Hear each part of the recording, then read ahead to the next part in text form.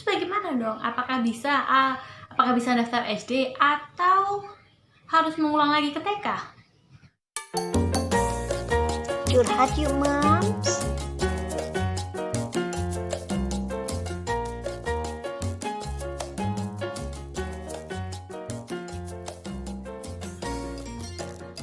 Hai Mams, Assalamualaikum warahmatullahi wabarakatuh. Gimana kabar hari ini? Sehat kan Mams? Masih tetap ceria kan? Tetap mendampingi buah hati bermain bersama Mams. Sebetulnya ini saya mau sharing sharing tentang seluk-beluk mendaftar SD.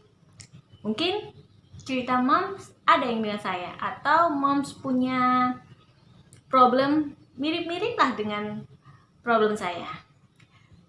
Kita mulai yuk.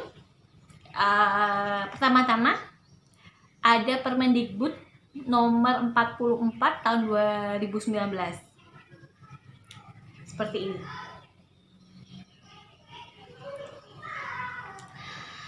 Di dalamnya itu ada paling rendah umur 6 tahun pada tanggal 1 Juli tahun berjalan. Terus bagaimana dong dengan anak-anak yang lahir di bawah bulan Juli atau bulan Juli yang di bawah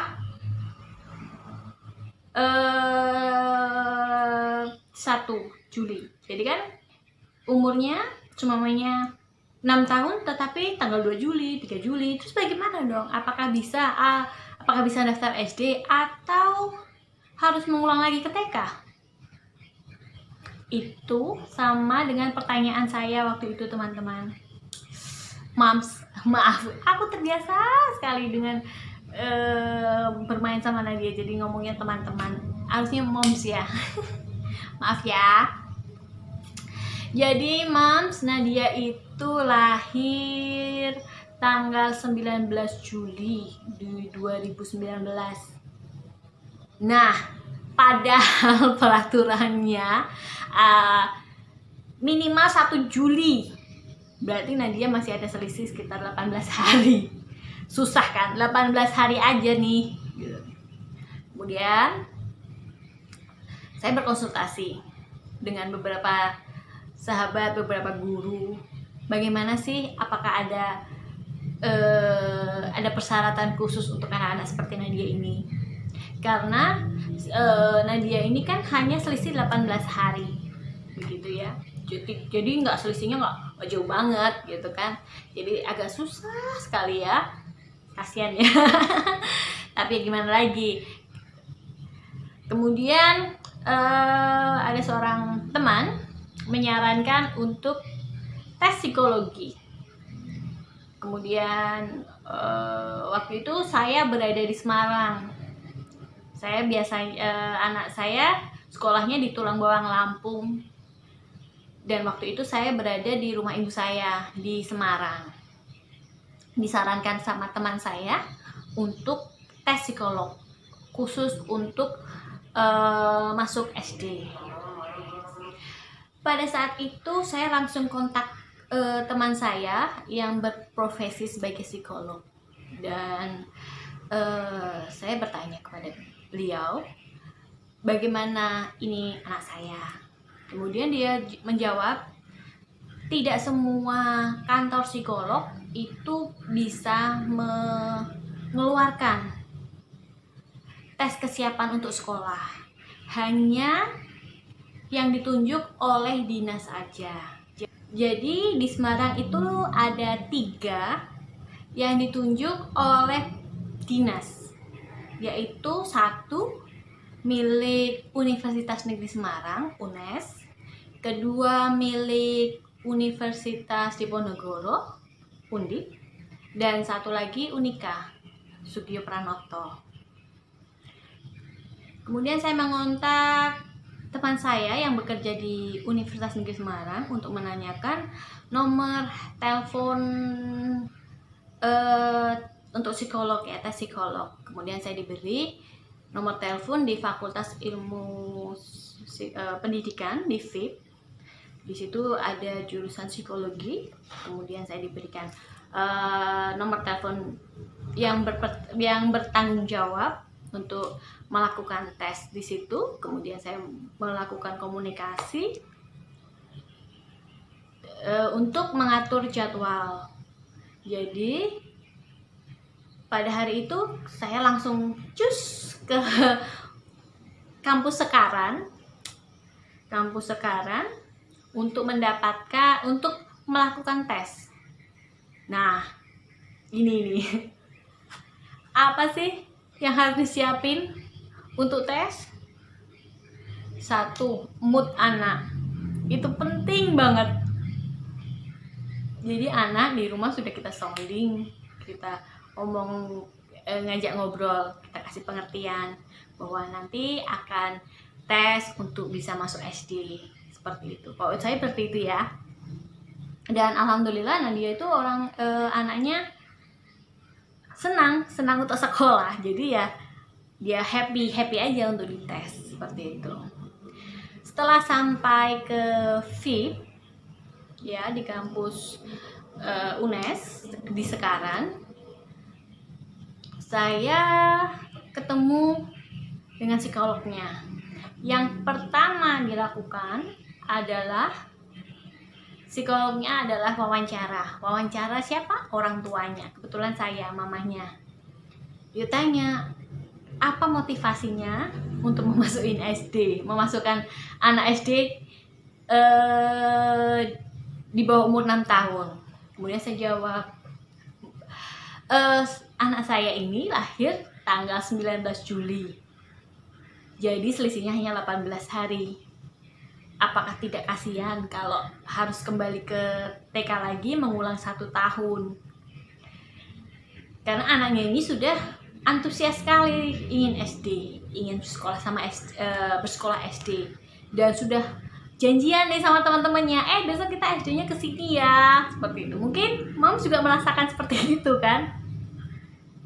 Jadi anaknya sudah antusias sekali pengen SD, tapi seperti itu kan, ada peraturan seperti itu. Kemudian sama psikolognya dipertanyain lagi, bagaimana kalau anak ini akan berangkat sekolah, gitu kan? Terus saya jawab, dia happy, hampir tidak pernah dia tidak mau berangkat sekolah. Oke. Psikolognya bilang, oke Bu, sekarang akan kami siapkan untuk tes. Oh ya, gitu kan. Kemudian tesnya di mana Mbak? Tesnya ada di lantai 2 katanya. Oke, kita ke lantai 2, ke ruang tesnya. Kemudian dibilang, Ibu mohon maaf, tunggu di luar. Jadi hanya psikolog dan anaknya saja yang boleh masuk ke ruangan. Dan tahu nggak Moms? Tesnya itu berlangsung selama 2,5 jam. Jadi kalau Moms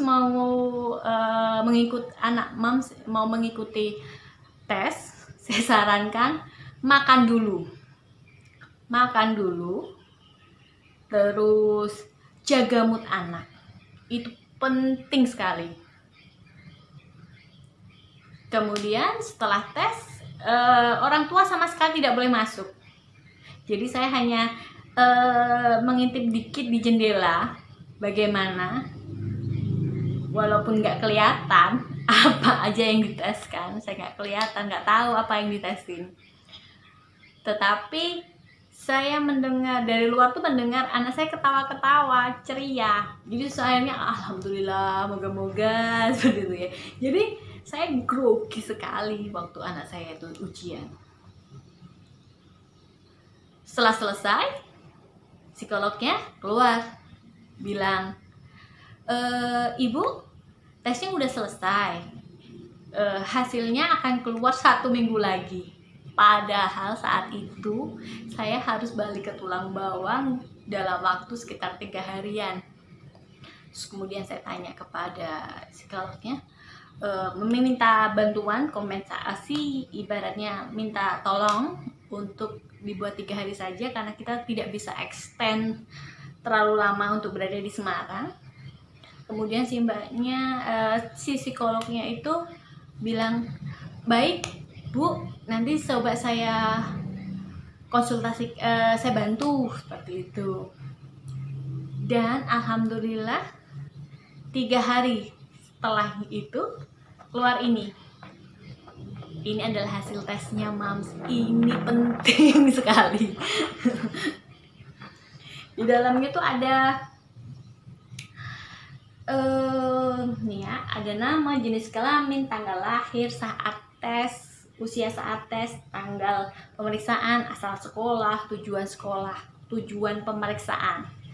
Tujuan pemeriksaan adalah tes kesiapan sekolah. Aspek apa aja sih yang diuji? Penasaran gak sih, Mam? 1. Kemampuan mengamati dan membedakan bentuk. Nih, alhamdulillah Nadia cukup tinggi nilainya. Kemudian gerakan motorik halus, ini juga cukup tinggi. Ketiga, kemampuan dasar matematika. Ini penting juga ya. Alhamdulillah Nadia juga nilainya cukup tinggi. Kemudian yang keempat, kecermatan pengamatan. Ini Nadia nilainya tinggi, paling atas. Yang kelima, pengamatan kritis. Pengamatan kritis ini juga Nadia nilainya juga 5. Konsentrasi. Nah, ini biasanya yang jadi kendala untuk anak-anak itu adalah konsentrasi, dan Nadia itu nilainya di 3, yaitu cukup. Yang ketujuh adalah daya ingat. Daya ingat ini Nadia nilainya 5 atau tinggi. Kedelapan, kemampuan memahami situasi sosial. Ini Nadia nilainya 4, cukup tinggi. Kemudian yang ke-9, daya tangkap auditif. Alhamdulillah Nadia juga nilainya di angka 4 atau cukup tinggi. Kemudian yang ke-10, berpikir kritis. Ini Nadia ini nilainya 3 atau cukup. Di sini alhamdulillah nilainya di atas 3 semua. 3, dan rata-rata nilainya di 4 dan 5. Kemudian di sini diberikan lagi keterangan kelebihan dan kekurangan. Ya, di sini ya ada kelebihan dan kekurangan. Seperti itu. Kemudian di sini juga diberikan kesimpulan.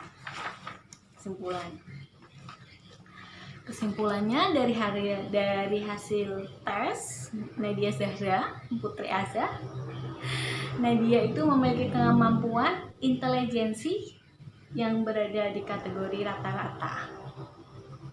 Kemampuan ini diperkirakan dapat mendukung proses belajar mengajar secara umum berkembang dengan baik. Seperti itu. Kemudian di sini juga dijelaskan bahwa Nadia itu mampu mengerjakan tugas dengan cermat dan teliti. Kemudian di sini ada saran pengembangan, yaitu melatih kemampuan untuk memusatkan perhatian. Karena konsentrasi tadi dan nilainya 3 ya. Memberikan tugas mendetail seperti itu. Kemudian melatih untuk problem solving. Ini salah satunya motivasi saya membuat channel YouTube untuk mengasah kemampuannya Nadia. Kemudian yang terakhir rekomendasinya ini penting banget, dikasih warna hitam tebal, tulisannya tebal, siap untuk sekolah di jenjang sekolah dasar pada tahun 2020. Wow, Ini penting, Mams, penting. Dan waktu mendaftar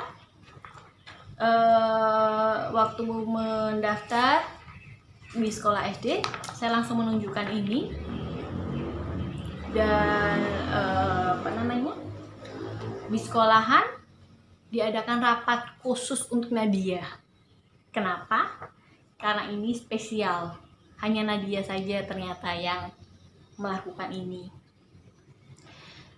Dirapatkan, terus ini, dan di cross check. Ini penting, di cross check ke lembaganya benar tidak, kemudian dikonsultasikan ke dinas. Kebetulan saya tes di Semarang, dan anak saya Nadia sekolahnya di Tulang Bawang Lampung, jadi harus di cross check ke dinas, dikonsultasikan ke dinas, dan alhamdulillah ini diterima. Tapi tunggu dulu, Mams, ternyata mau masuk SD itu juga diujianin, Mams, diberi tes lagi. Anak dites menggambar, mengenal huruf, mengenal angka. Penting, Mams. Memang di TK itu tidak diajarkan membaca, tetapi kita sebagai orang tua juga harus berusaha mengenalkan angka dan huruf, dan memberi latihan sedikit-sedikit membaca, sehingga di SD nanti dia bisa lebih mudah untuk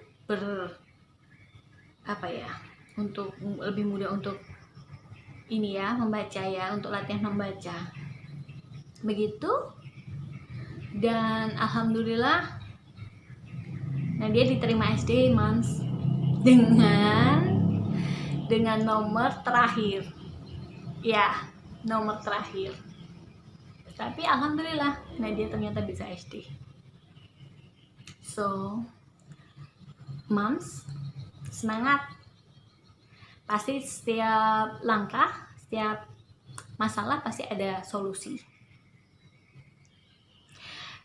Saya ucapkan terima kasih sekali kepada Psikologi Universitas Negeri Semarang yang telah sangat membantu, terutama kepada Bapak Abdul Aziz, PSI Psikolog, SIPP 0379/12/2/1 yang sudah sangat membantu, sudah sangat bisa diajak ngobrol, dimintai pendapat, dimintai saran tentang perkembangan anak saya, Nadia Zahra Putri Azza. Walaupun sekarang ini kita nggak tahu nih mau masuk SD-nya kapan, karena memang ada pandemi seperti ini. Tapi tetap semangat, Mams, karena kalau Mams semangat pasti anaknya juga ikut semangat. Sekian sharing dari saya. Wassalamualaikum warahmatullahi wabarakatuh. Bye bye, Mams.